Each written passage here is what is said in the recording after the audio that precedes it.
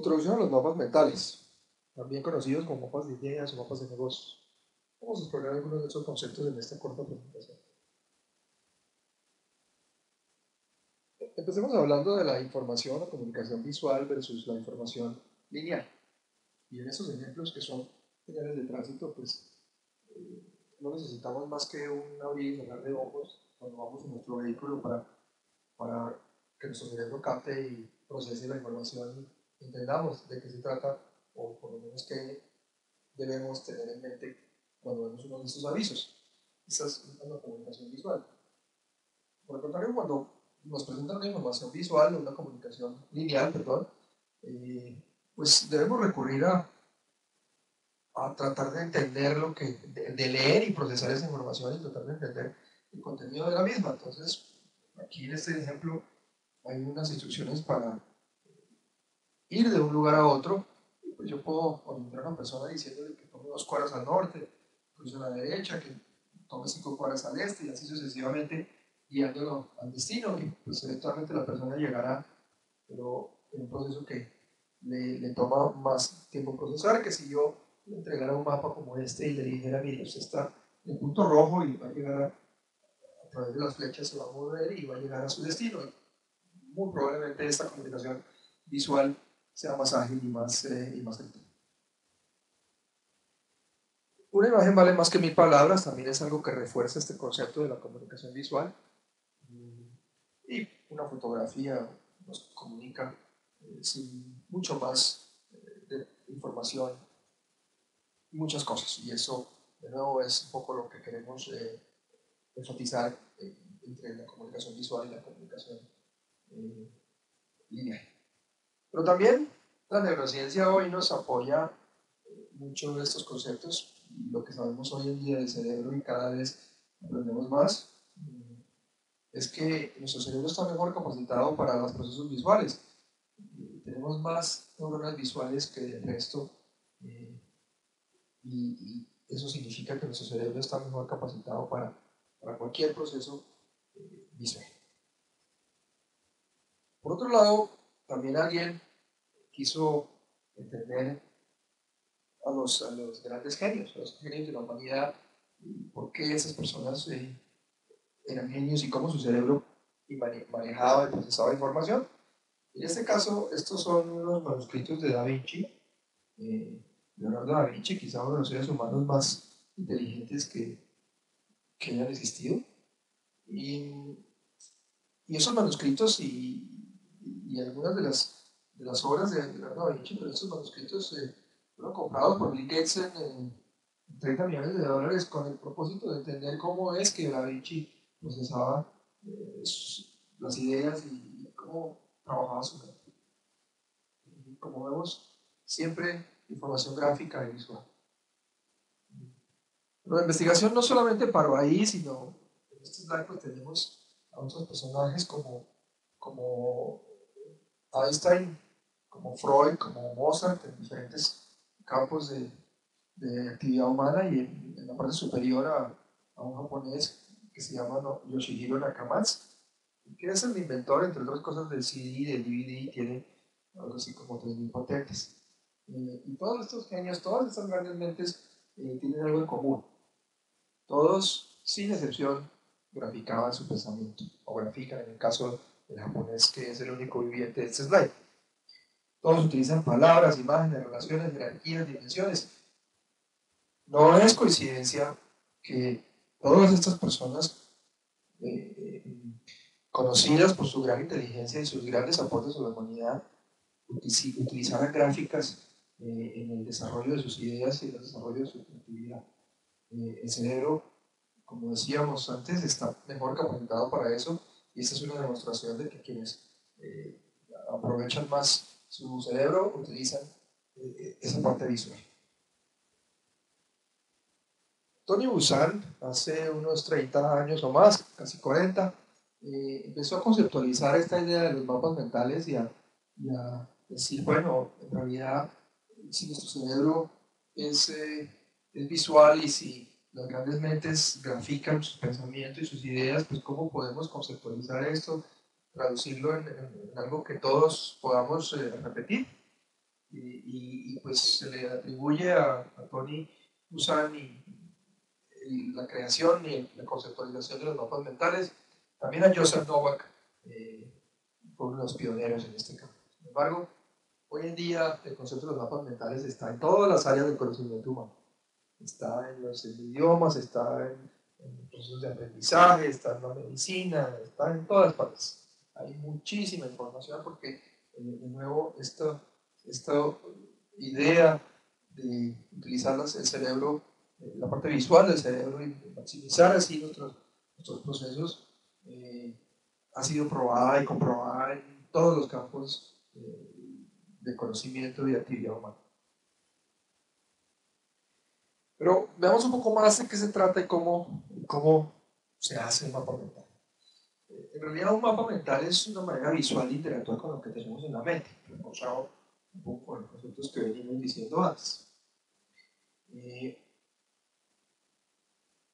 Vamos a pensar que esta es una comunicación visual, es un texto lineal, fondo blanco, letras negras, y en esa comunicación lineal, representado en estos cuadros rectángulos rojos, está la esencia de la información.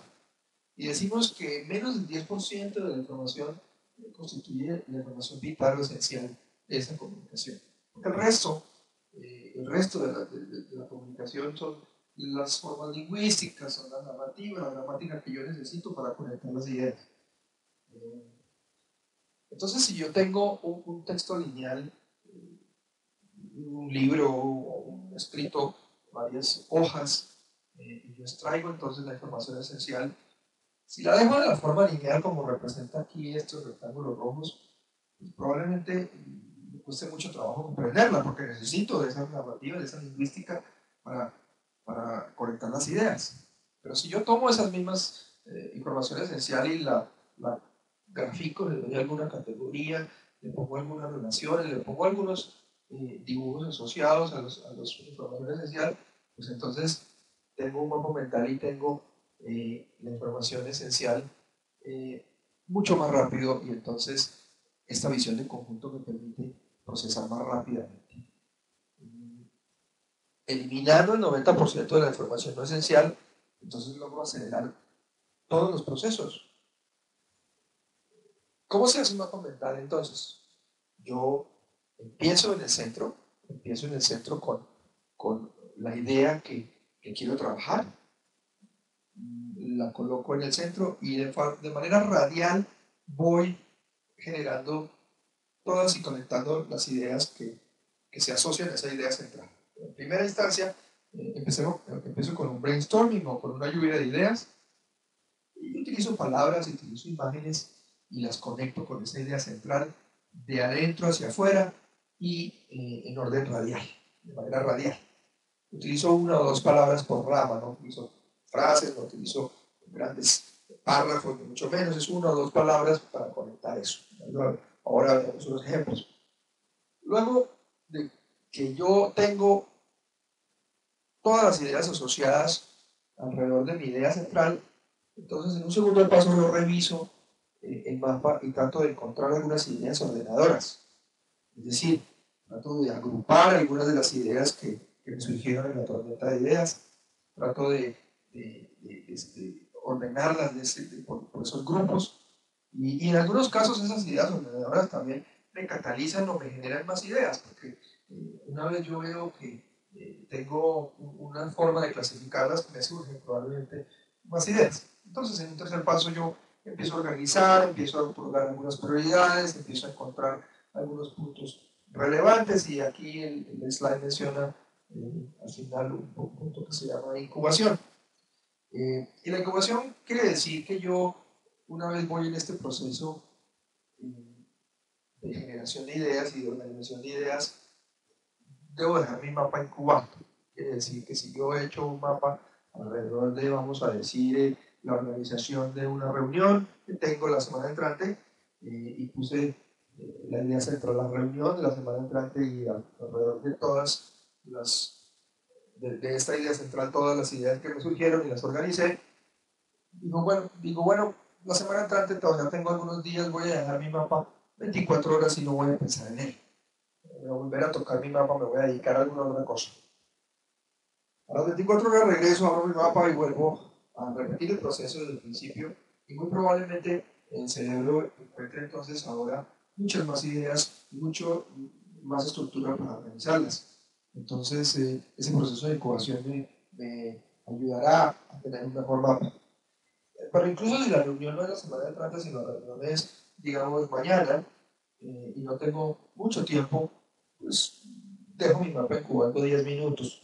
Me tomo un descanso, me tomo un café, voy al baño, regreso, y en esos 10 minutos de hacer otra cosa diferente, cuando regreso a mi mapa, este proceso de incubación debe ayudarme a hacerlo más enriquecerlo, hacerlo más completo.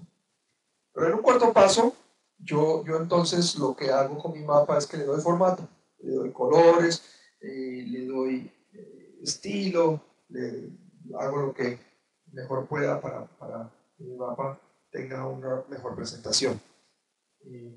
Siempre un mapa se lee en orden de las manecillas del reloj a la una, empezando a la una.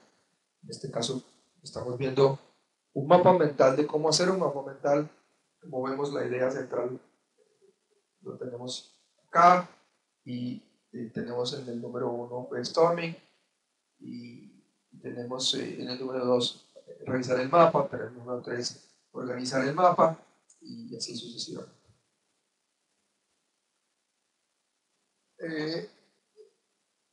Esta es una neurona y en cierta medida se parece a un mapa mental, una información, un núcleo en el centro y ramificaciones hacia afuera, de manera radial. Y si vemos un mapa mental, esto es lo que contiene. Tiene una idea central, en este caso representada por una fotografía, y alrededor de la fotografía vamos viendo ideas que se conectan, y de las ideas que se conectan van saliendo otras ideas secundarias y terciarias, y de manera radial voy teniendo toda esta información. Lo que sabemos hoy en día es que se activan varias inteligencias del cerebro, se activa la lógica, se activa la parte lingüística, se activa la memoria también porque seguramente le coloco emociones y entonces el completar un mapa y ponerle colores y demás hace que el proceso no solamente muy fácil de construir y muy rápido, sino muy potente para nuestra memoria. Los mapas mentales nos ayudan a tener claridad y organización. En este caso tenemos un mapa donde las ideas centrales son las señales de tránsito y tenemos tres categorías en estas ideas ordenadoras que les mencionaba antes. Tenemos tres categorías: reglamentación, prevención, información, y rápidamente yo no necesito más información que un desplazamiento de mi visión hacia el mapa para entender de qué se trata y saber cómo se clasifican esas señales de tránsito y de qué se trata. Pero también me ayuda la creatividad e innovación, y en este caso, pues, como en el caso del mapa hecho a mano, la idea no es entender el mapa o comprender qué está transmitiendo, pero sí ver en este caso cómo una persona puede conectar una idea central a muchísimas ideas que le van surgiendo, y esas ideas que le van surgiendo conectarlas a algunas otras y algunas otras, y ir generando más y más y más ideas. Probablemente si esta persona hubiera hecho este proceso no de una forma visual, utilizando un mapa mental, sino de una forma lineal, pues hubiera utilizado muchísimo más tiempo y muchísimo más texto, obviamente, para construir y conectar todas estas ideas. Simplifica los procesos, porque en la medida que yo miro nuevamente un mapa y de un solo golpe visual puedo saber y ordenar la información y ordenar los pasos que yo debo seguir en algún tema en particular. Y en este caso, pues, de nuevo, siguiendo los números y además leyendo el mapa en el orden de las manecillas del reloj, voy pudiendo entender y comprender cómo sería el proceso. Empiezan a surgir algunas otras aplicaciones con más información. Yo puedo empezar a conectar metodologías que conozco de alguna otra manera y de nuevo cuando las estructuro de manera de mapa mental, la comunicación se hace más sencilla. En este caso empezaron a surgir los mapas de negocios también, o los mapas ya en computador, y en este caso es un WDS para un proyecto. Y pues entonces vemos que no solamente la idea central está conectada a otras ideas y estas a otras más, sino que ahora tenemos información de gestión como responsables, como fechas de terminación y cosas así que hacen que la información sea todavía más completa. Y surge la tecnología también entonces para hacer esos mapas.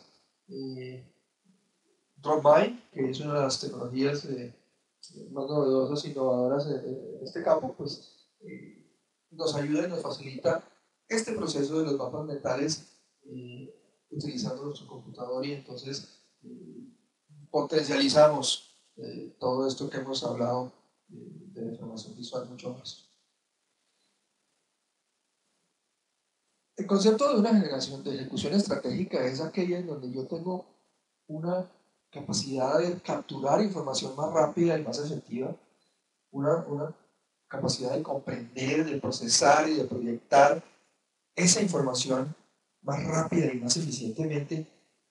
Todo esto me lo provee a mí los mapas mentales y por eso entonces generamos tanto valor en tantos procesos cuando aplicamos estos conceptos. En lo personal podríamos aplicarlo en nuestra planeación individual, en la solución de problemas, en toma de decisiones, en fin, son infinitas las aplicaciones en el campo académico para hacer un plan de estudios, para simplemente hacer un proceso de aprendizaje más efectivo, para enseñar, para hacer mejores presentaciones. En los negocios, pues las reuniones, el manejo de los proyectos, la comunicación entre equipos, la planeación estratégica, etcétera, etcétera, etcétera. En el campo profesional, corporativo, pues sabemos que esto impacta todos los procesos organizacionales. El proceso de información y manejo de conocimiento, como hablamos hace un minuto, la captura de información, la organización de información, el proceso de planeación, de por sí se acelera, la creatividad, generamos más ideas, el proceso de administración de proyectos se hace más efectivo, el manejo de las reuniones, que tanto a veces nos duele en el ámbito corporativo. En resumen, los mapas y la tecnología multiplican la capacidad intelectual y la capacidad de procesar información. Nos dan mayor prioridad, nos dan más y mejores ideas, mejores proyectos y trabajo en equipo y desarrollan nuestras funciones mentales. Pues esta es la introducción a los mapas mentales que espero les guste y los invite a aprender más del tema y a continuar explorando los beneficios de estos conceptos.